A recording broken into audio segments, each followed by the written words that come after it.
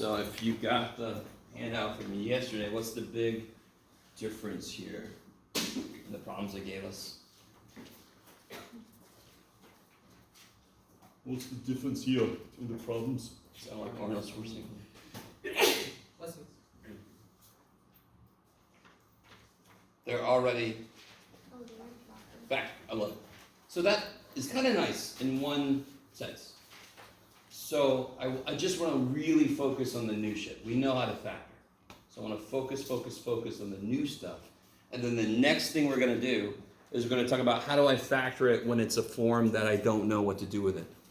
We have to get more tools about how to factor stuff. I don't know if you caught on how important factoring is.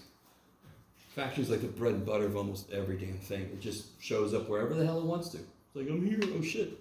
So I want to be able to factor as much as I can. So we don't know enough yet to factor almost anything, to be honest. It has to be very specific stuff. So we want to kind of increase our ability to factor stuff. So today I'm not going to worry about factoring at all. It's factored. Now, the one thing about this being in this form, end behavior gets a little bit trickier. What the hell did end behavior mean again? Yeah, if it's going to be like that or that, right? Okay, if there's a negative, it flips, yes. And that depended on the highest power I saw in the polynomial. What's trippy here? Is the highest power 3? Well, let me say it like this. Why is the highest power not 3? No? If you multiply this out, I did not say multiply it out. If you did, can anyone see the highest power you would get out? 5th power. Wouldn't the first one have a cube? Times the second one have a squared. So of course the end result should have a 5th power. Do you guys see that? Okay. So don't multiply that shit out. But just think, oh, it would have the 5th. So if it's a 5th power, is it positive or negative coefficient?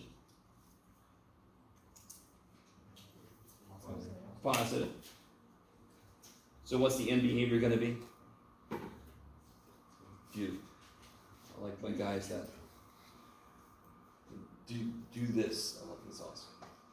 All right, let me stop for a minute. So it can only either be fourth, even, odd, or from your perspective.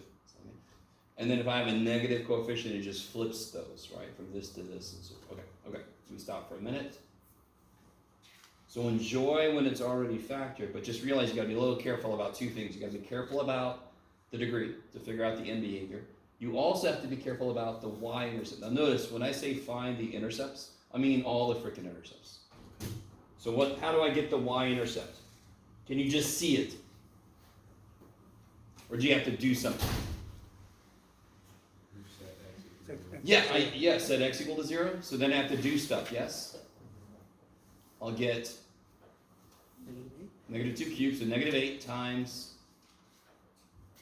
1. Yes? If I make x 0, I get negative 2 cubed times 1 squared. I get negative 8. Is that okay? So again, when it's already factored, that kicks so much ass because factoring is very often the hardest thing. But it makes the end behavior a little bit more difficult. It makes the y-intercept a little bit more difficult. Okay. So 0, negative 8. X-intercepts are easy as shit, though. Give me one x-intercept. 2, 0. And what's the other one?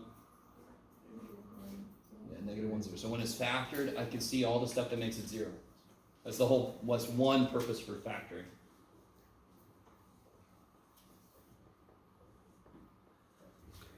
Okay, so far this is the new thing, but we already knew even, odd, even, odd, even, odd. We already knew that. So this is just kind of like making you think about it more directly.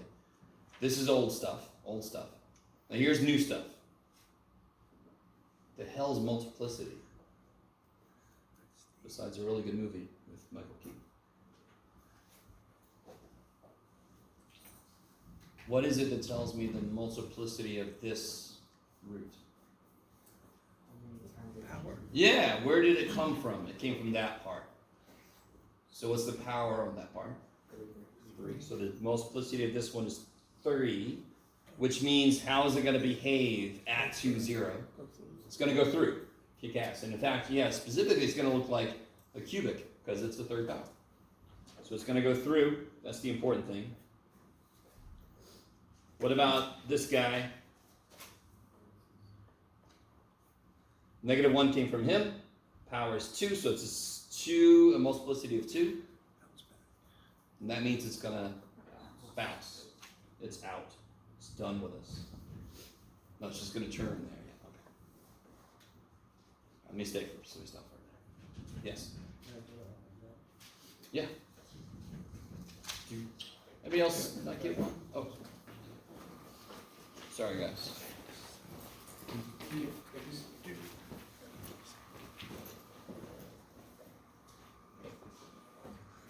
Oh. Sorry. Sure. Everybody else good? Oh. Explain how deeply. So, like surface level would be the multiplicity is really literally just the power on the part where that answer came from. The deeper meaning is if I have an x minus 2 cubed, it's going to look like a cubic. It's going to go through the root. If I have an x plus 1 squared, it's going to like a parabola. It's going to turn at negative 1. It's going to turn at the root, yes? So that's exactly what it's going to do. Near 2, it's going to look like a cube. Near negative 1, it's going to look like a parabola. That's literally what's happening. So if I just look at x minus 2 cubed by itself, it's going to go through 2. That's the 0, correct? And I know it's going to look like a cube. It's going to go through the root. If I have x plus 1 squared, what's it going to do with the root? It's going to turn. So when I plot my intercepts, as I approach them, I know exactly what I'm going to do, turn or I'm going to go through. So it makes it easier for me to graph this by hand without just copying from the calculator. Copying from the calculator is a remarkably bad idea because none of you can do it well enough to hide the fact that you did. So don't. Okay. All right, so we got that. We know what it's going to do when we get to those x-intercepts. So let me see. What scale should I use on my x-axis? What is this? Yeah. For the x-axis, I'm going to go by 1s because the only x's I have that I worry about are 2 and negative 1, correct? Do you guys see it? Now the y-axis, at the moment, I might think about 2s, but we don't know yet. So I'm going to use 1s for the x-axis. Whenever you graph anything, picking a scale is one of the most important parts at the beginning. So we got 2, 0 and negative 1, 0. There's really, so how am I going to, so what do we know right now? Where am I going to kind of start? I'm going to start up here, I'm going to start down there. What did I tell myself? I'm going to start down there, correct? Do you guys see how everything's going to work together to help me? So I would start down here, I would come up, I'm going to bounce at negative 1, yes? Bounce. My y-intercept is going to be over here somewhere.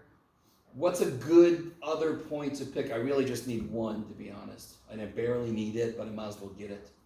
1. That's the only real number between these roots that I don't know. So it'd be good to know, do I go through the y-intercept and go down further? Do I turn at the y-intercept and go up? So what is f of 1? Can you guys take a minute and figure out what f of 1 is?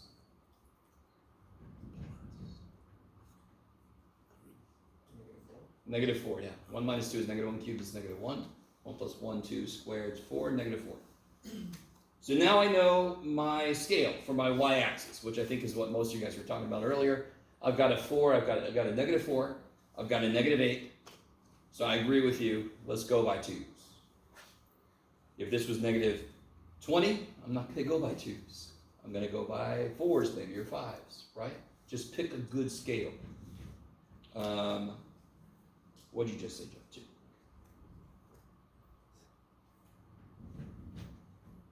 Nobody will be seated during the scale drawing moment. Okay. So what else can I immediately graph? Yeah, 0, -8. And 1, -4. So now I know, because 1 could have gone down here, which would have meant it would go through and then turn later. But now I know it's going to turn pretty soon after that and go back up, yeah? Okay, let me see if you guys are cool with that. Picked a scale after I got all the points I wanted to graph. Graph the points. And now I just go back here to tell me how to start. By the way, this is something I've never really done before, but it's not a bad idea. I'm going to put a little b next to 2. This time I'll actually double check. No, Jeff, I love you so much, Jeff. You're so awesome. Look what I do. I look at that number. I'm going to bounce at -1, right? Okay. Learn from my mistakes. Okay. You see how that makes sense? Because I'm going to start down here, and then I'm supposed to hit these points, so I have to turn to be able to get back to those points. So I'm going to start down here, going to come up, then I'm going to bounce, go down here, turn, and this is the part that I don't necessarily need you to be perfect. I don't know what that's doing there. What is that doing there? Oh, that's my B, thank you. If you don't do this, you're fine, but you see how I went through it like a cubic? If you just go straight through it, you're fine. I'm not going to worry that much, but I know it's like a cubic at 2. Now, if I graph it in a graphing calculator, it's probably not going to look exactly like this, but it's going to be pretty close. And of course, I didn't bring any calculators, so, because I'm amazing. Okay. So, not surprisingly, I want you guys to do the one on the back. Make sure everybody's got that.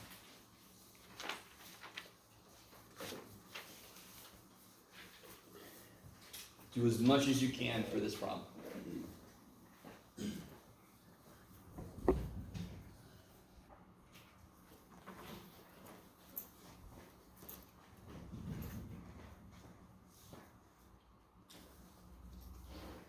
I'm going to kind of start to catch up to you guys. What are the x-intercepts?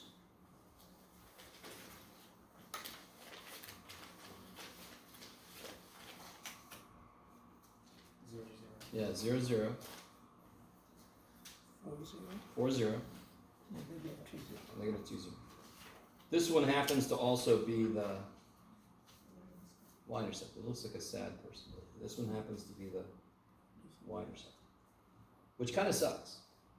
I always want the y-intercept to be more information, but now the y-intercept is the same as 1, and the x-intercept is, damn it, so I have a little less information than normal. Let me stop for a minute. Okay. So what's the multiplicity of these first two? Let me do this from like this for myself, to save me from myself. What is the multiplicity of this one? 2. So that means it's going to bounce. Bounce when you graph. And then, oh sorry, go ahead. Is there 0, 0 for x squared? Totally. Why is there a 4, 0? If I make x 4, this piece is 0, right? So what makes this piece 0? Yeah, so it's really easy to forget that this actually gives me an answer, but if I make x 0, then the whole thing's 0. Yeah. What's the multiplicity of 4, where it came from? 2. So it's going to bounce at that one also. What about -2, 0? 1. So it's going to do what here? Straight line. Straight line. I love it. So it's going to go straight through. It's going to up, down, turn. It's going to go through. Okay.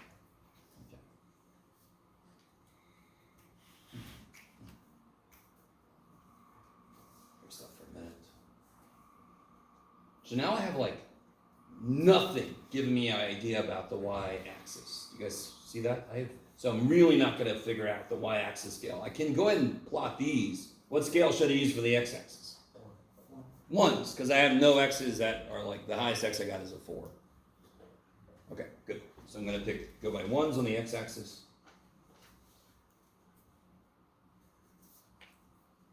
So I got 0, 0, 4, 0, Negative 2, 0.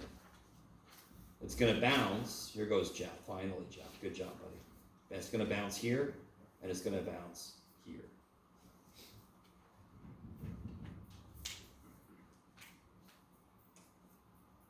I don't know. We're going to find out. So I desperately need help with some other points because I don't have my y-intercept as another piece of information. What should I plug in? Yeah, 2 would be good. And also, negative 1 would be good. So I'll give you guys a second if you haven't done this yet to figure out what those are.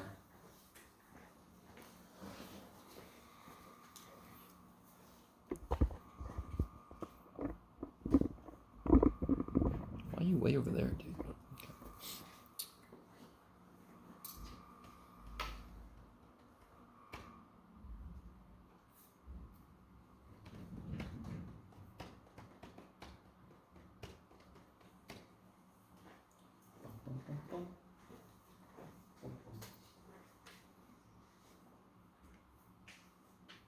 So let's see, the way I do it is like, yeah, you can do it the same way.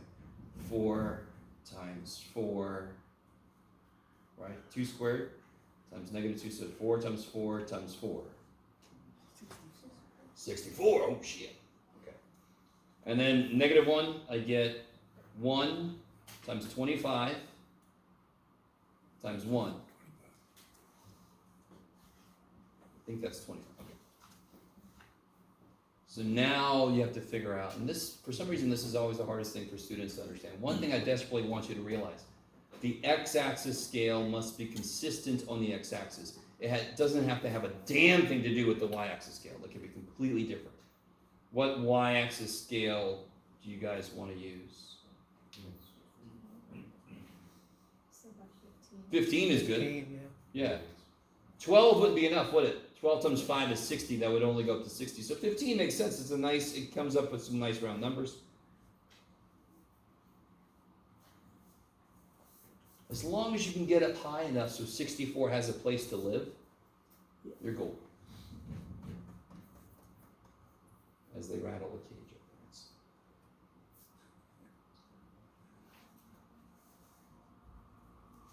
All right. So now I can just start plugging some stuff. So f of two, so wait, what's my, oh that's right, y-intercept is there, Jeff. F of negative 1 is 25. So this is 15, this is 30, this is about 22, so 25 is about right there. And then f of 2 is 64, that's going to be, this is going to be 67, so this is about 64 right there.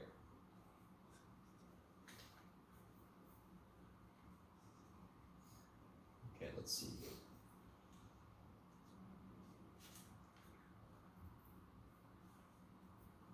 So plugging stuff in to get points, not hard.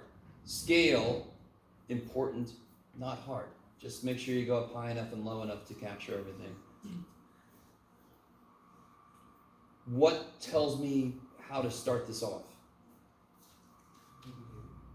And behavior. So I know I want to start down there. And then this is going to be my check at the end. I want to make sure I'm going up over there. So I'm going to start down. And I'm going to come at this thing. What am I going to do at this thing?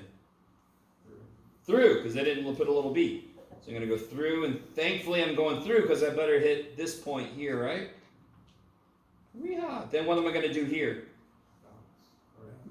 I'm going to bounce. Bounce. Thankfully, because I need to get up here next, right? So as you go, you can kind of like check yourself. Make sure you're going in the right direction. That's what saved my ass yesterday when I put the b in the wrong place. Yeehaw! So I'm going to assume this is the highest point. It most likely isn't, but this is just by hand. Doesn't have to be perfect. And then what am I going to do down here? Bounce. Did I match up with what I'm supposed to be doing over there? Yes. Yay! Now obviously the ultimate way to check this is to put it in your calculator, but listen to me. If you have a mistake here, I want your graph to be wrong. One of the main things I'm checking you on with a problem like this is, can you take information and make a graph out of it? if you made a mistake here and you can't figure out what it is, you better have your graph wrong. You will lose less points. That sounds weird, yes? If your graph is perfect and this stuff ain't right, you're going to lose a lot of points. Because that graph did not come from your work. It came from bullshit. Okay. I especially love it when people give me this. Now look, if you were a teacher and you saw somebody give you a graph like this, can you understand what's happening there? Some of you guys are like, I've done that. What happened here? They just didn't make their Y max big enough. So on the screen, it just sort of like disappears and reappears. Yes? Okay. Do better if you want to cheat. Yes? Okay. But, or just don't cheat. It's much easier just not to cheat because it takes too much work to cheat. Okay. But please feel free to check your work. If you don't see why it's wrong, you can put a little note saying it doesn't look like this in the calculator. I'm not sure what it did. I love that shit. Yes? Just make sure that your graph matches your work. Okay. How do you guys feel about that? I mean, you obviously have to play around with it to get used to it. Okay. I love you guys. I never know how you're feeling about anything. All right. Okay. So last thing for today. That's right. You hear what Jess just said. But you're going to be so excited about this. Without using phones or calculator, for some reason, I want you to divide, without phones or calculator, I want you to divide 6687 divided by 9. In fact, wait a minute. Divided by 91, yes. I want you to long divide that thing. Just because I am an asshole. Or maybe it's got something to do with what we're about to do. Long divided without the help of technology.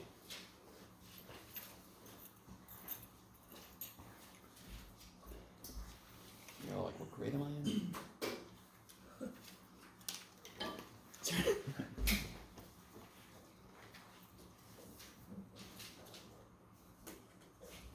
By the way, you guys know that every now and again I'll have a student, one time I had a student from Russia, they don't do long division like this. They do it like this.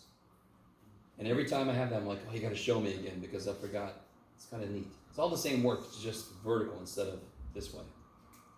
So all the stuff comes off the side, it's got in. All right.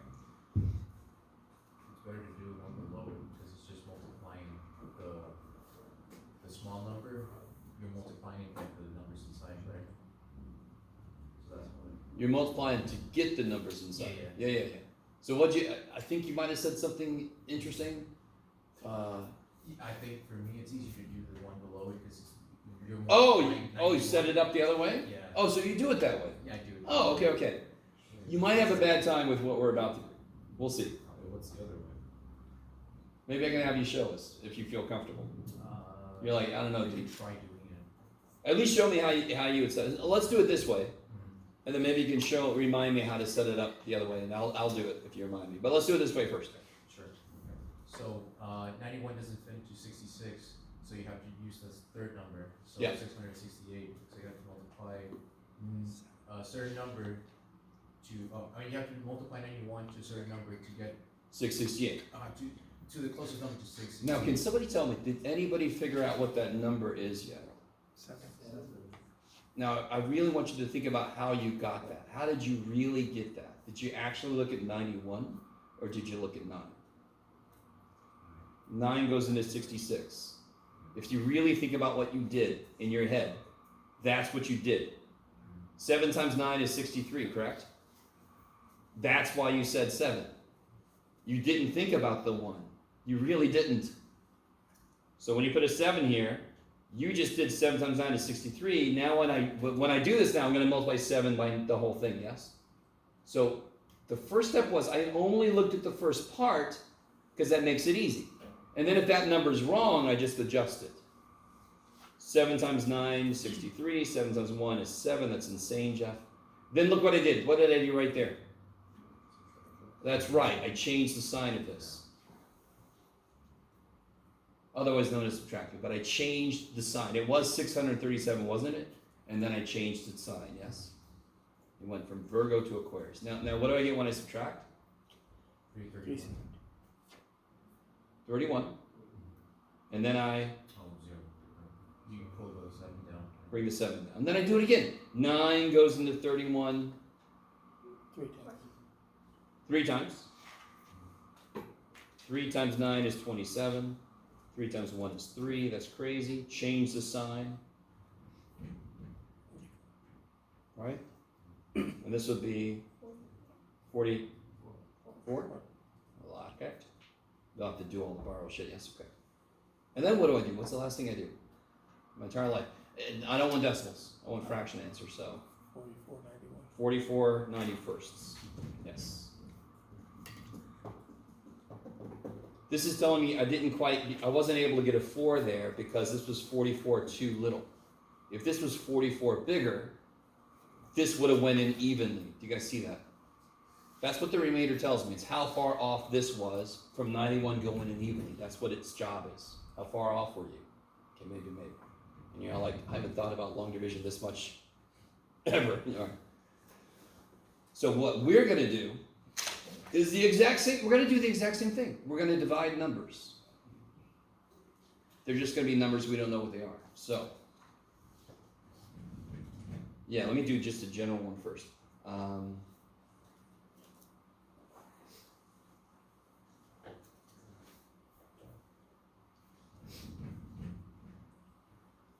Does everybody agree with me that x plus 2 is a number if I just knew what x was? X squared minus 7x plus 5 is a number if I just knew what x was, yes? So let me see if you guys really paid attention. The first thing you did was you looked at the first parts of each. So what's the first part of what I'm dividing by? X. And you're right. And then what's the first part of what I'm dividing into? X squared. So x times what is x squared? X times what is x squared? X. Same way we did. 9 times what is close to 66? 7, right? X times x. X squared. X times 2. 2x. Nothing we're doing has been different yet at all.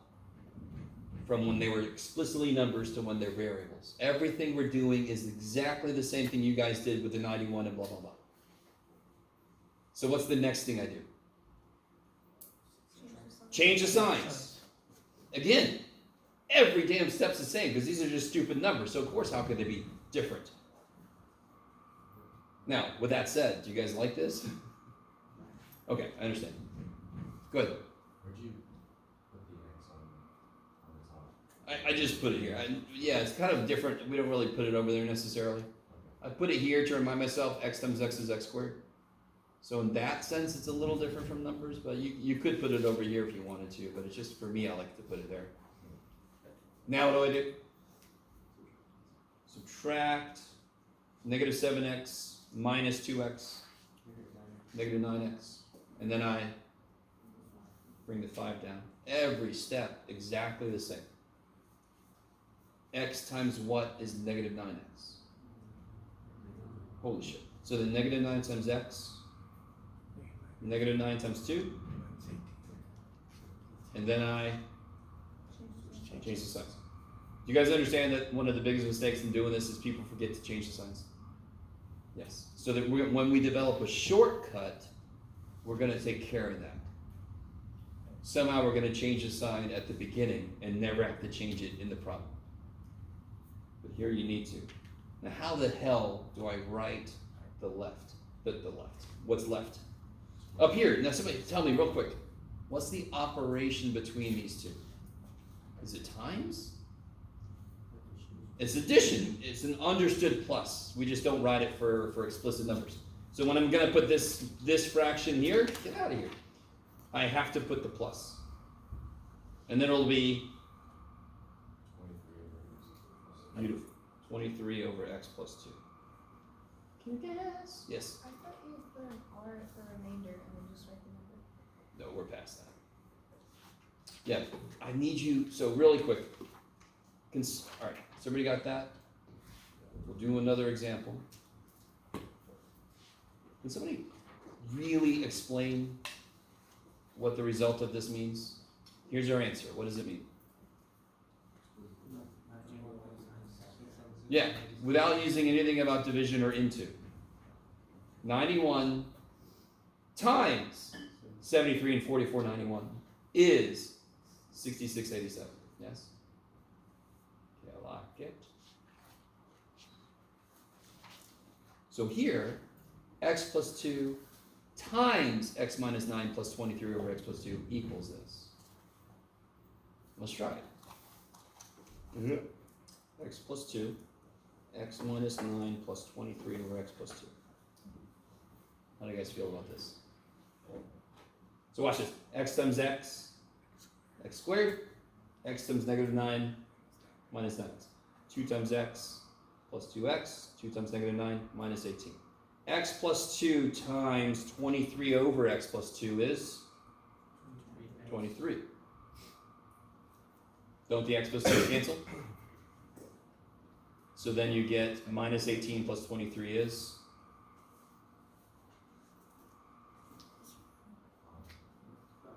5, and negative 9 plus 2, which is exactly what we had, yes?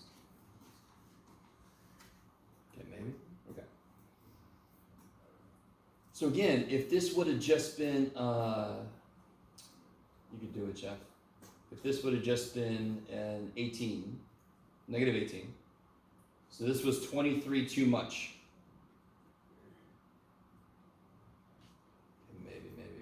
So what do you think it means? So did x plus 2 go into this evenly? No, good, because there was a remainder. So of course, if I had a 0 remainder, what would that mean? It would actually mean we factored something. So let's do this one, and then we'll call it a day. What do you got, Jeff? There it is. I have a specific example I want to do, because I'll do it a different way later. Oh yeah, just pick this up and bring it here. Okay.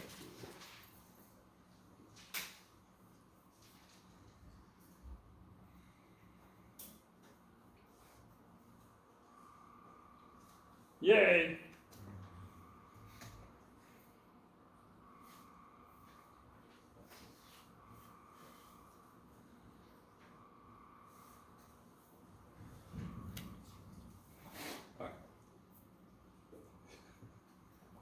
I teach a class where I teach Egyptian hieroglyphic numerals.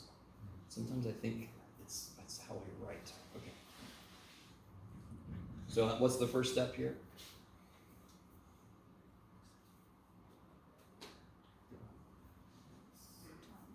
X times what is x to the fourth? X to the third. X to the third times x. X to the fourth. X to the third times 3. 3x cubed. And then I change the signs. These will always cancel.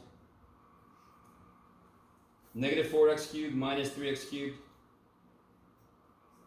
Negative 7x cubed.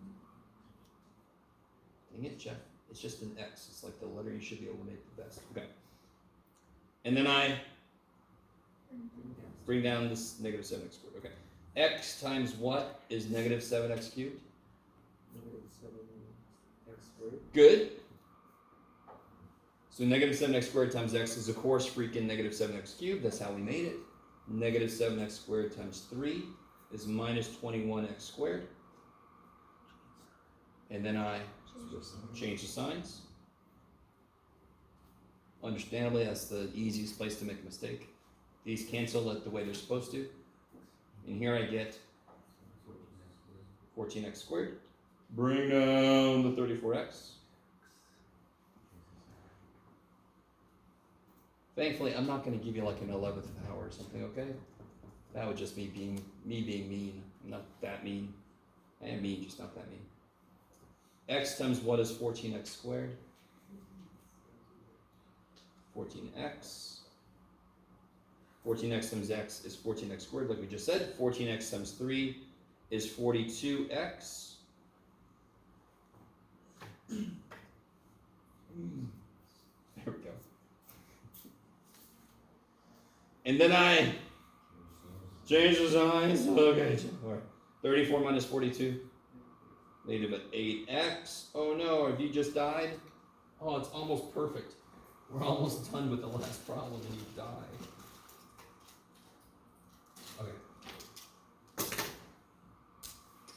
So I get negative 8x, and I bring down the negative 24. X times what is negative 8x? Negative 8. Negative 8 times x? Negative 8 times 3? Change the signs and I get freaking 0. Kick it. So what the hell did we just do? What in the hell did we just do? We factored this freaking thing. Now, what I should have done, if I was a better teacher, I would have just written this down and said, hey, how do you factor that? And you guys would have been like, I don't have a freaking clue, man. What are you talking about? Have you ever seen anything like this to factor? Can you group? Shit, no. I don't know how to factor that damn thing. Everything we've learned before does nothing for us. But, Jeff, calm down. So we just figured out that this factors to be what times what? X plus 3 times x cubed minus 7x squared plus 14x minus 8. And there is no way we would have done that knowing what we know up to before today. Yes? If you were to say factor that problem, how do you get x plus 3 in the first place? Beautiful.